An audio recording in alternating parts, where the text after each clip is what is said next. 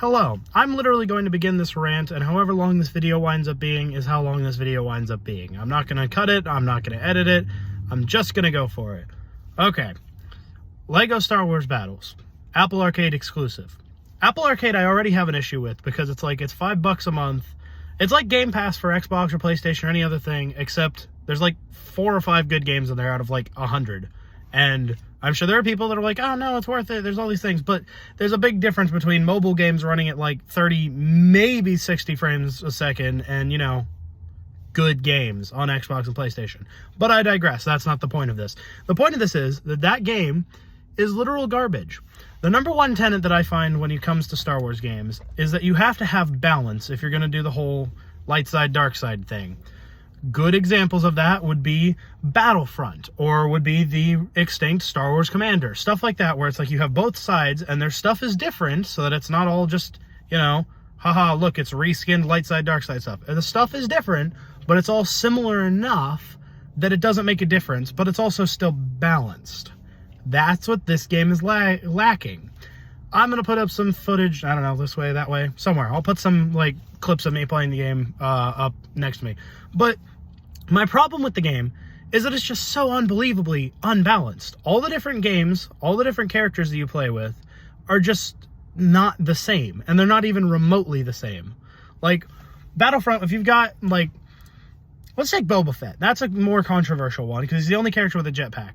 Okay, but he's not the only character with a gun. And even though, okay, great, he can get to high places, he's still relatively easy to defeat, because you can just use all the powers and still shoot him. It's not like he can hide anywhere that efficiently, and hiding is not going to win you the game.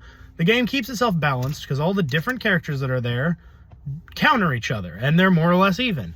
But this game, I could probably, like, pull it up. I'm not even going to bother pulling it up and actually looking at character names and stuff. But, like, the light side has some units that are flying and are only targeting towers and defenses and stuff like that.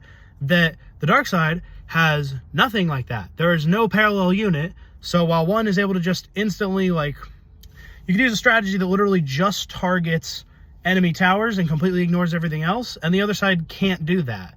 In games like Clash Royale and other stuff that it's similar to, it's at least balanced, because even if your opponent might have card levels of varying levels, all the units are the same, and there's some level of uniformity across it, so that you're not going to have an issue.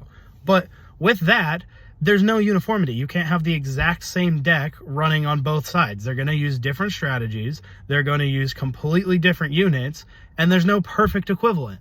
There's, like, I think a couple examples. There's BB-8 and whatever the evil version of it is. They stun units.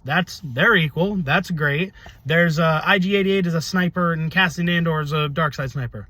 That's great. They're even. And then there's, like, light side's got Minox. I think that's what they are. And those are the things, they target towers. They just sit there and basically act like an Inferno tower, if you ever played Clash of Clans.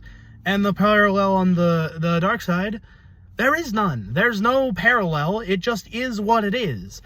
So this game, in all of its greatness, I mean, it gets props for being Lego, you get props for being Star Wars, but past that, it doesn't really get any bonus points, because it's just such a mid game.